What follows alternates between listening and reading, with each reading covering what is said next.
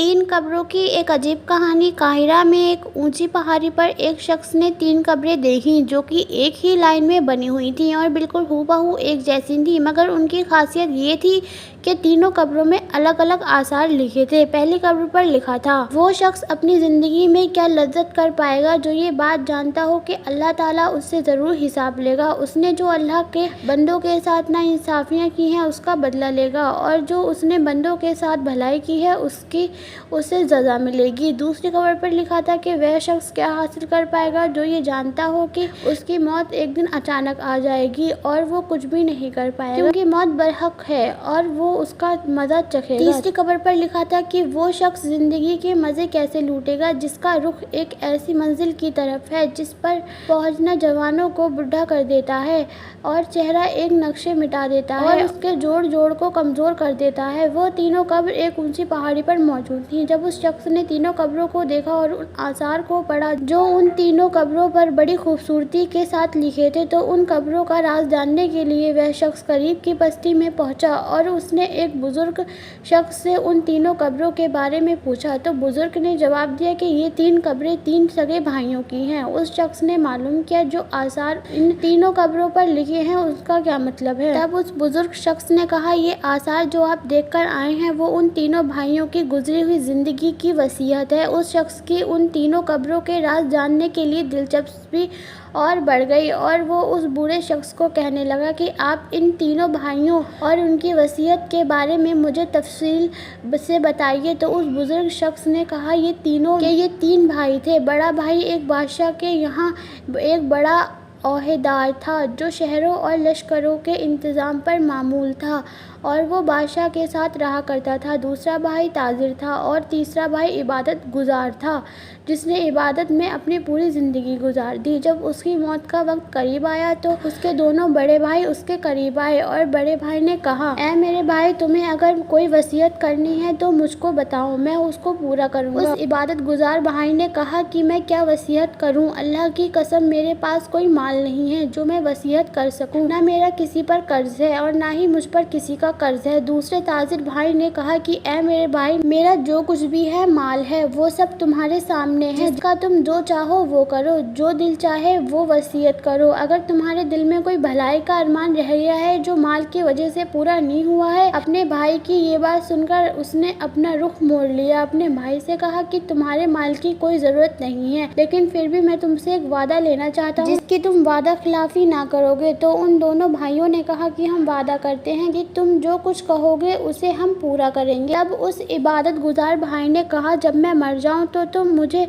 एक ऊंची जगह पर दफना देना और मेरी कब्र पर लिख देना कि जिंदगी से वो शख्स क्या लज्जत हासिल कर पाएगा जो ये जानता हो कि अल्लाह ताला उससे ज़रूर सवाल जवाब करेगा और उसे बंदों के साथ की जाने वाली नाइंसाफियां का बदला लेगा और उसने जो भलाई की है उसकी वो जज़ा देगा। और जब ये काम कर लो तुम रोज़ाना 3 दिन मेरी कब्र पर आना, शायद तुम्हें नसीहत नसीब हो। उन्होंने उसकी मौत के बाद ऐसा ही किया। उसका बड़ा भाई रोज़ाना कब्र पर आता था और बहुत रोता था, चिल्लाता था। फिर वो तीसरे दिन आया और कब्र पर जाकर बहुत रोया। उसके बाद वो वहाँ से जाने लगा तो अचानक कब्र के अंदर ज़ोरदार धमाके की आवाज़ आई। वो ये आवाज़ सुनकर खौफज़दा हो गया और वहाँ से फ़ौरन अपने घर आ गया। रात को उसने अपने भाई को ख्वाब में देखा। उससे पूछा कि ऐ मेरे भाई, तुम्हारी कब्र में बहुत ज़ोरदार आवाज़ आई थी, वो क्या थी? उसके भाई ने जवाब दिया कि वो आवाज़ एक हथौड़े की थी। मुझसे कब्र में कहा गया कि तूने मजलूम को देखा मगर फिर भी तूने उसकी कोई मदद नहीं की। ये बात सुनकर उसकी आँख खुल गई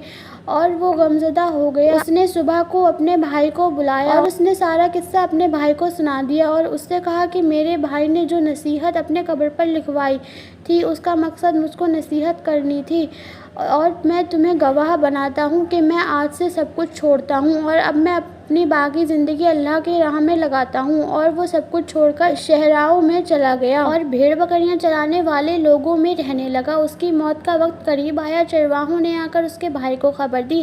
खबर मिलते ही उसका ताजिर भाई चरवाहों के साथ चला गया और अपने भाई को अपने साथ ले आया और अपने भाई से कहा कि अगर आपको कोई वसीयत करनी है तो कहो, उसको मैं पूरा करूँगा। उसके भाई ने कहा कि मैं वसीयत करूँगा, मेरे पास तो कुछ भी नहीं है, لیکن تم سے ایک وعدہ چاہتا ہوں جسے تم پورا کرنا۔ اس نے کہا جب میں مر جاؤں تو میری قبر بھی میرے بھائی کے پاس بنوا دینا، میری قبر پر لکھوا دینا۔ کیا لذت پائے گا وہ آدمی جو یقین رکھتا ہو اس بات پر کہ موت اس کو اچانک آ جائے گی، اس کی ساری شہرت وہ چھین لے گی اور اس گھر میں وہ لے جائے گی جس کا وہ مستحق ہے۔ اور میرے بھائی تم میری قبر پر آتے رہنا، شاید تمہیں بھی کچھ نصیحت ملے، اور میرے لیے دعا کرنا کہ اللہ مجھ پر رحم فرمائے۔ جب وہ مر گیا تو اس کے بھائی نے اس کی وصیت کے مطابق ایسا ہی کیا۔ وہ اس کی قبر پر روز جاتا تھا اور اس کے لیے رو رو کر دعا مانگتا تھا۔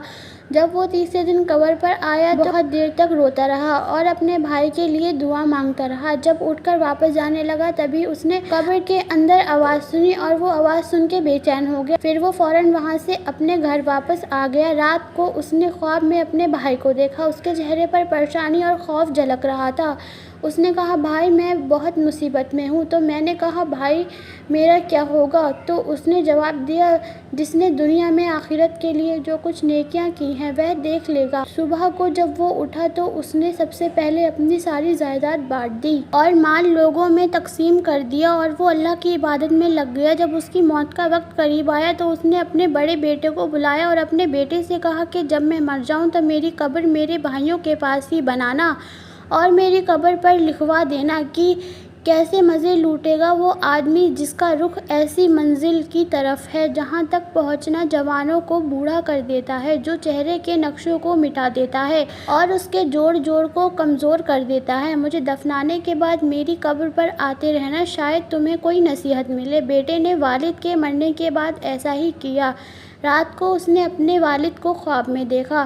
وہ کہہ رہے تھے بیٹا موت قریب ہے، آخرت کے سفر کی تیاری کر لو، اپنا سامان باندھ لو، جس گھر سے تمہیں نکلنا ہے اس گھر کی طرف جہاں تمہیں جانا ہے۔ صبح کو اس نے اپنے خواب کے بارے میں کسی کو بتایا، پھر وہ مر گیا۔ یہ کہہ کر بوڑھا خاموش ہوا۔ دوستو اور بزرگوں، یہ 3 قبروں کا واقعہ آپ نے سنا۔ ان واقعوں سے ہم سب کو نصیحت لینی چاہیے۔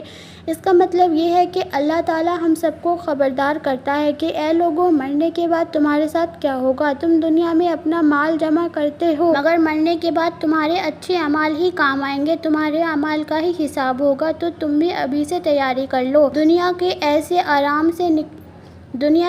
و آرام سے نکلو اور سیدھی راہ پر آ جاؤ۔ اللہ تعالیٰ ہم سب کو سیدھی راہ پر چلنے کی توفیق عطا فرمائے۔ آمین ثم آمین۔ کمنٹ باکس میں آمین لکھیے اور چینل کو سبسکرائب کر بیل آئیکن پریس کر دیجیے۔ ملتے ہیں اگلی ویڈیو میں۔ اللہ حافظ۔